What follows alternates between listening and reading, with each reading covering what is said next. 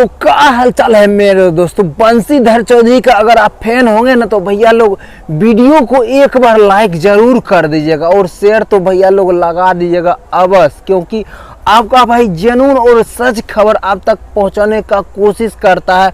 मिथिलांचल का जितने भी खबर हो सके भैया इस भैया से। तो चलिए हम आपको वीडियो में आगे बढ़ाना चाहेंगे। देखिए कुछ दिन से वीडियो एक ट्रेंड में चल रहा है काफी दिनों से, जो कि बंशीधर चौधरी जी का शादी। तो भैया लोग हम आपको भाई बता देना चाह रहे हैं इस वीडियो में। तो देखिए कि कुछ यूट्यूबर वाले हैं, कुछ छोटे छोटे यूट्यूबर वाले हैं जो कि बंशीधर चौधरी जी के दावा करते हैं हाँ शादी हुआ है।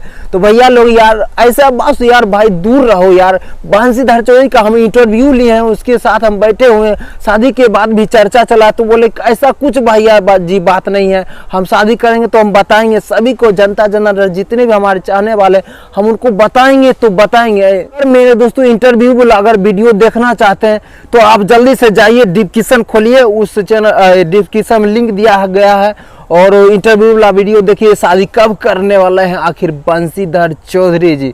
तो हम मेरे दोस्तों वीडियो को यहीं समाप्त करना चाहेंगे, इजाजत आप दीजिए, फिर मिलते हैं नेक्स्ट कुछ नए जानकारी के साथ। तब तक इस भैया से जुड़े रहना है मेरे। धन्यवाद।